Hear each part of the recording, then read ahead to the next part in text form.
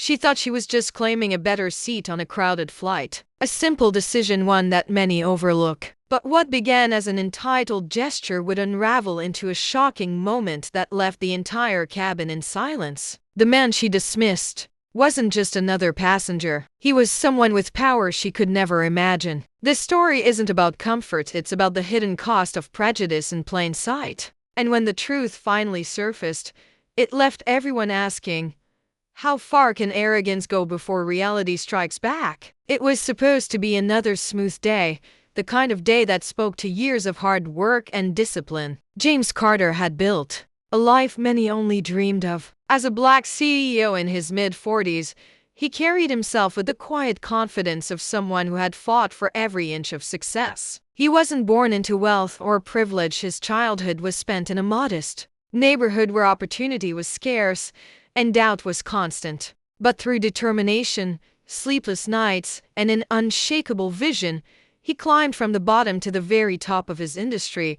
James wasn't just successful, he was respected. He owned an airline, a company that had started as a small regional carrier and grown into a nationally recognized brand. His name didn't always appear in the headlines, and he preferred it that way. What mattered to him was creating jobs, building trust, and giving back to communities that often felt forgotten. He knew what it meant to be overlooked. He knew what it felt like to be judged before anyone even knew his story. Travel was second nature to him. Airports, boardrooms, late-night flights, these weren't disruptions but part of the rhythm of his life. He had grown accustomed to moving through spaces where he didn't quite fit the stereotype of what others expected a CEO to look like. The polished suit, the sharp mind, the commanding presence, all of it seemed to vanish in the eyes of strangers who saw only his skin. And while he had learned to keep his composure, those quiet moments of dismissal never lost their sting. On this particular day, James was traveling alone. It was a simple flight, one of countless journeys he had made before. No entourage, no assistants, just him, his briefcase, and the quiet satisfaction of knowing he was heading home after sealing an important business deal. He boarded early, nodding politely to the flight crew, moving with the kind of ease that came from familiarity with the process. To him, flying wasn't glamorous anymore, it was routine. But routine, as he was about to discover, can break in an instant. The cabin was filling up quickly, passengers shuffling down the aisle with bags tugging at their arms, looking for seats, adjusting luggage, and exchanging weary glances. Among them was a woman who carried herself with visible impatience. Dressed in designer clothes, she moved with the kind of entitlement that demanded space without ever asking for it. She glanced around the cabin as though every seat should cater to her comfort. When her eyes landed on James, already settled in his assigned place, something flickered across her face, a flash of irritation, as if the sight of him there disrupted the picture she had painted of herself in first class. James didn't notice at first. He was reviewing notes on his tablet, his mind half on work, half on the thought of home. But small moments were already beginning to take shape, moments that would soon collide into something far larger than a simple misunderstanding. For now, though, everything was calm. The steady hum of passengers finding their seats, the overhead bins closing one by one, the flight attendants offering polite reminders. It was all so ordinary, so familiar.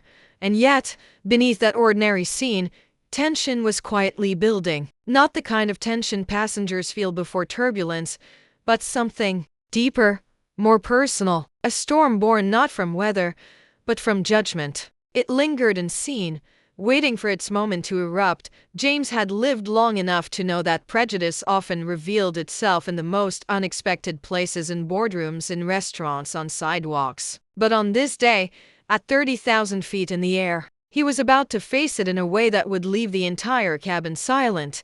This was more than a flight. It was about to become a mirror, reflecting truths many still refused to see. James sat quietly, adjusting the papers in his briefcase as the cabin filled. He had no idea his simple act of taking his rightful seat was about to ignite a storm. The woman who had eyed him earlier was now standing directly over him. Passengers nearby began shifting uncomfortably, sensing something was brewing. She leaned closer, her voice sharp but loud enough for others to hear. She insisted that he must be mistaken, that this was her seat. The entitlement in her tone cut through the air, as if she couldn't fathom the possibility that a black man in a tailored suit could belong in first class.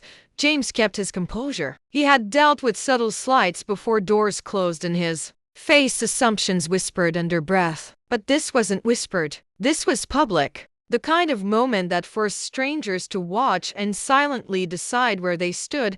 He calmly showed her his boarding pass. His name, his seat number printed clearly. Facts that should have ended the discussion. But instead, her expression hardened, her voice rising. She waved her own ticket, insisting again that he didn't belong there. The cabin grew quieter. Conversation stopped. Eyes turned. The hum of ordinary boarding was replaced by the electric tension of confrontation.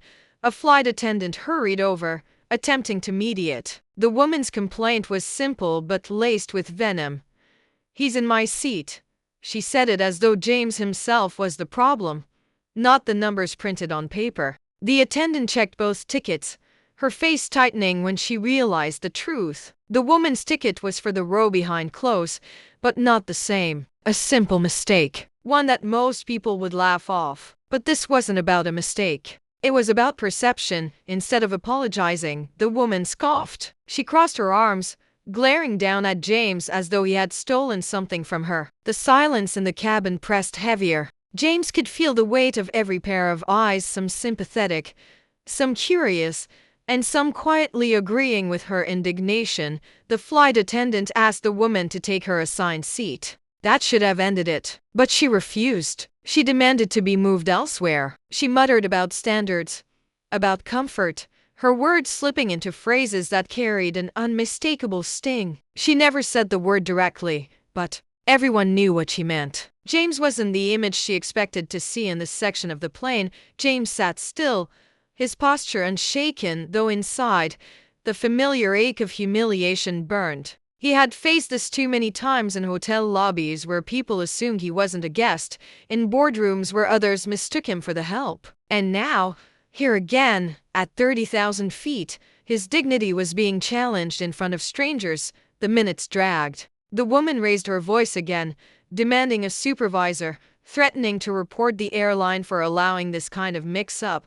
Her words echoed across the cabin. Passengers whispered. Some pulled out their phones, recording. James knew what those videos could capture. Not just a quarrel over a seat, but a reflection of something deeper, uglier. The captain had not yet closed the door. Delay warnings rippled through the crew. This was no longer just a small incident, it was threatening the entire flight. And through it all, James stayed calm, his silence more powerful than any argument. But then came the moment that made the air turn heavy. The woman leaned in close enough for only a few rows to hear, her voice lowered but dripping with venom. She told James he should know his place. Gasps broke out. A couple of passengers shifted uncomfortably, others pretended not to hear. The flight attendant froze, caught between duty and disbelief. James felt his chest tighten, not with fear, but with a sadness that had followed him his entire life. No matter his success, no matter the empire he had built, some people would always try to reduce him to less. And yet, she still didn't know who she was speaking to, because James Carter wasn't just another passenger in first class. He wasn't a man who had lucked into his seat. He was the man who owned the airline she was flying on, but he wasn't ready to reveal that, not yet. The cabin was holding its breath, caught between outrage and silence. And as the confrontation teetered on the edge of escalation, the question loomed over everyone. How much further would she go before the truth shattered her illusion? The tension inside the cabin was unbearable. What had started as a simple seat dispute had spiraled into something darker, something raw. The woman's voice was now sharp enough to cut through the hum of the engines. She demanded to be moved, demanded that standards be upheld, her words echoing with venom the crew could no longer disguise. Passengers shifted uneasily, caught between wanting to intervene and fearing the confrontation would turn uglier. James sat still, his hands folded, his breathing measured. On the outside, he looked calm. On the inside, He was fighting the familiar storm of emotions: anger, sadness, exhaustion. Every fiber of his being wanted to stand and speak, to shatter her arrogance with truth. But he knew something she didn't. Sometimes silence exposes a person louder than words ever could. The flight attendant tried once more, her voice firmer this time, instructing the woman to take her assigned seat. But instead of backing down, the woman escalated. She shouted across the cabin, pointing directly at James, accusing him of taking what isn't his. Phones rose higher, cameras rolling. A child in the row ahead began to cry, frightened by the shouting. The orderly rhythm of boarding had dissolved into chaos, all centered on a single man sitting exactly where he was supposed to be. Then came the words that froze the air.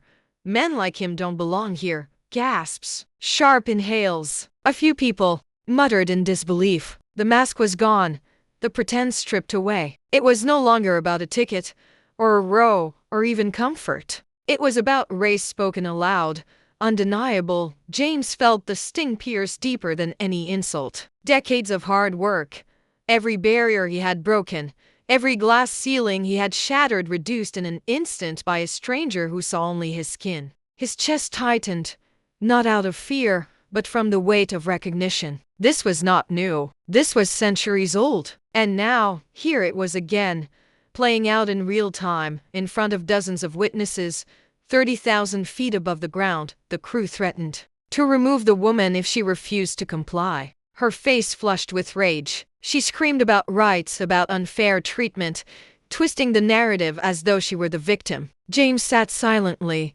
letting the scene unravel. He had learned long ago that injustice often exposed itself when given enough rope, and she was unraveling with every word, every bitter glare.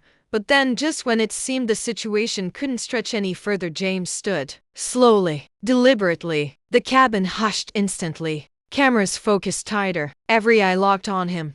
He didn't shout. He didn't argue. He simply reached into his jacket pocket, pulled out his sleek black wallet, and unfolded a card embossed with the airline's logo. He held it steady, not for her alone, but for everyone watching. The gold lettering glimmered under the cabin lights. James Carter, Chief Executive Officer. The woman blinked, confusion washing over her face. Murmurs rippled through the cabin. A man near the back whispered, "He owns the airline." Another gasped audibly. The cameras kept recording, catching every flicker of realization. For the first time since the argument began, the woman faltered. Her shoulders sagged, her mouth opened, but no words came. The power she had wielded with such entitlement dissolved into silence. The seat she claimed, the superiority she clung to, it all crumbled in the presence of truth. James didn't need to say anything. His silence was enough. His presence, his dignity, his truth standing against her prejudice was louder than any confrontation could have been. The cabin remained hushed, the weight of the reveal settling over everyone like a tidal wave. And as James calmly sat back down, sliding his card away, one thought echoed in the minds of every passenger.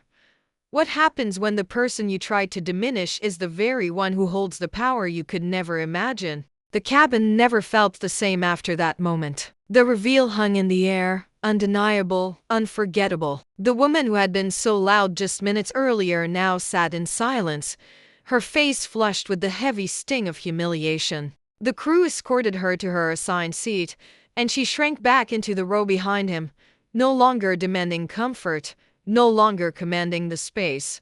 But for James, it wasn't triumph. It wasn't satisfaction. It was exhaustion. He hadn't wanted to prove himself. He hadn't wanted to expose her. All he had wanted was a quiet flight home. Instead, he was forced once again to remind the world that dignity is not something to be earned with titles or wealth, but something every human being deserves by default. The other passengers sat with their own thoughts. Some avoided his gaze, ashamed of their silence. Others offered small nods of respect, as if trying to apologize without words. A few, still clutching their phones, knew they had captured something far bigger than a viral video. They had captured a mirror, a reflection of a society where prejudice can ignite in the most ordinary of places, even 30,000 feet in the sky. When the plane finally touched down, James gathered his things and stepped into the aisle with the same calm composure he had shown all along. He didn't look back at her. He didn't need to. The weight of her actions, the sting of her words, and the truth of who he was would linger with her long after the flight was over. For James, this was just another chapter in a lifetime of moments where he had to rise above. And that's the tragedy of it. No matter how high he climbed, no matter how much he achieved, the shadow of racism followed him. It waited for him in boardrooms, in hotels, in neighborhoods, and even in the seat of his own airline. Success couldn't shield him. Power couldn't protect him, because racism doesn't stop to ask about titles. It doesn't pause to check our sums or bank accounts. It strikes at the surface, at what it sees, reducing a lifetime of struggle, sacrifice, and triumph into a single false judgment. And that is why this story matters. Because James's experience isn't isolated. It's a thread in a much larger fabric, one woven through centuries of injustice, humiliation, and survival. Think about it. If a man who owns an airline can still be told he doesn't belong in first class, what does that mean for those without wealth, without influence, without power? How many times are voices silenced, opportunities stolen, dignity stripped away without an audience, without a camera, without the world ever knowing? This flight wasn't just about one woman and one man. It was about a society still wrestling with the disease of prejudice, a disease that hides behind politeness until it no longer can, a disease that infects spaces we all share: schools, streets, workplaces, even airplanes. James's silence spoke louder than her rage. His dignity outshone her arrogance. And in that moment, the roles flipped. She became the spectacle, and he became the lesson. But here's the truth. The burden should not always fall on those targeted to teach that lesson. It shouldn't take a CEO's title to command respect. It shouldn't take power to prove worth. Humanity alone should be enough.